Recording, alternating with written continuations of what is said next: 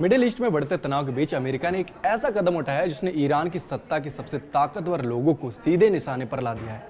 अमेरिकी विदेश विभाग यानी United states department of state ने ईरान के 10 वरिष्ठ अधिकारियों के बारे में जानकारी देने पर $10 मिलियन तक का इनाम घोषित किया है।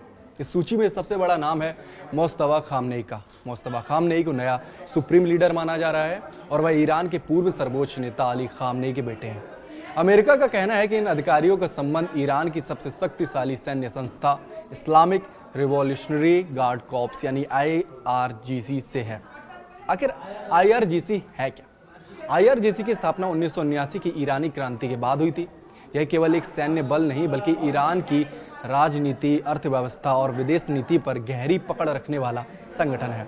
अमेरिका ने 2019 में IRGC को फॉरेन टेररिस्ट ऑर्गेनाइजेशन घोषित कर दिया था। अमेरिकी सरकार का आरोप है कि यह संगठन दुनिया भर में आतंकी गतिविधियों की योजना बनाता है और उन्हें अंजाम देता है। यही वजह है कि अमेरिकी कानून के तहत IRGC से जुड़े लोगों या संगठनों को किसी भी प्रकार का आर्थिक या लॉजिस्टिक समर्थन देना अपराध माना जाता है। आखिर किन अधिकारियों पर यह इनाम घोषित किया गया है?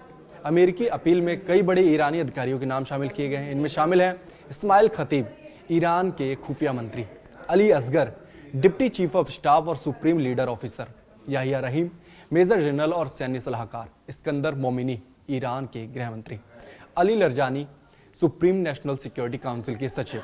अमेरिका का दावा है कि ये सभी अधिकारी IRGC के विभिन्न हिस्सों को कमांड और डायरेक्ट करते हैं और दुनिया के कई हिस्सों में होने वाली गतिविधियों की योजना बनाते हैं।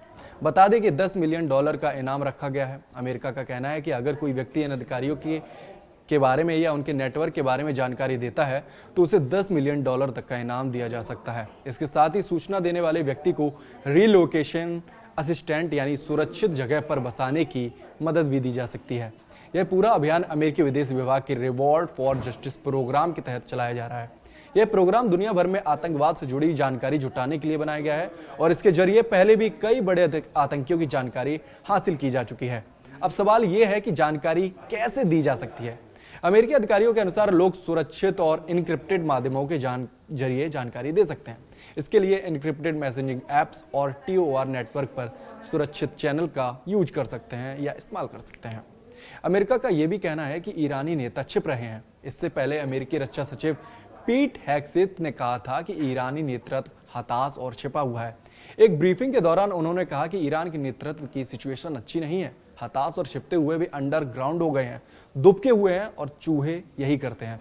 उन्होंने आगे कहा कि हम जानते हैं कि उनका सो कॉल्ड नया नेता घायल है और उसका चेहरा बिगड़ गया है। उसने कल एक बयान जारी किया। वास्तव में वो एक कमजोर बयान है, लेकिन उसमें कोई आवाज नहीं थी और कोई वीडियो नहीं था। ईरान के पास ढेरों कैमरे और वॉइस रिकॉर्डर हैं, फिर लिखित बयान की क्या जरूरत? मुझे लगता है कि आप इसका रीजन जानते हैं। उनके पिता की मौत हो चुकी है और वह डरा हुआ है, घायल है, भाग रहा है और उसके जिंदा होने का भी अभी कोई सबूत नहीं है। उनके लिए एक बड़ी प्रॉब्लम है। उन्होंने आगे कहा कि ये सच है, मुस्तफा पर इनाम जरूर रखा गया है लेकिन वो दिखे भी नहीं है। अमेरिका ने भी ये भी दावा किया है कि US इजराइल के अटैक के पहले दिन ही मुस्तफा खामनेई घायल हो गए थे। यही वजह है कि वो सुप्रीम लीडर बनने के 48 घंटे बाद भी ना तो पब्लिक में दिखे हैं और ना ही उनका कोई वीडियो संदेश जारी हुआ है। युद्ध के पहले ही दिन एक भीषण हवाई हमले में ईरान के लंबे समय तक सुप्रीम लीडर रहे अली खामनेई की मौत भी हो गई थी। इसी हमले में मुस्तफा भी मौजूद थे, जहां उनके पिता के साथ उनकी मां, पत्नी और एक बेटे की जान चली गई। रिपोर्ट के मुताबिक मुस्तफा इस हमले में बाल बाल बचे, लेकिन दूसरी स्ट्राइक में वो घायल हुए हैं और उनके पैरों में गहरी चोटें आई हैं। ईरानी सरकारी मीडिया मुस्तफा को जानबाज कहकर संबोधित कर रहा है। फारसी में इस शब्द का इस्तेमाल उन योद्धाओं के लिए किया जाता है जो दुश्मन के खिलाफ जंग में घायल हुए हों। हालांकि तेहरान प्रशासन ने कोई नोटिस जारी नहीं किया है, लेकिन उनकी चोटों की गंभीरता पर अभी भी चुप्पी साध रखी है। लेकिन राष्ट्रपति मसूद पेजेस्कियन के बेटे यूसुफ पेजेस्कियन ने टेलीग्राम पर लिखा है कि मुस्तफा बिल्कुल ठीक हैं और सेफ हैं।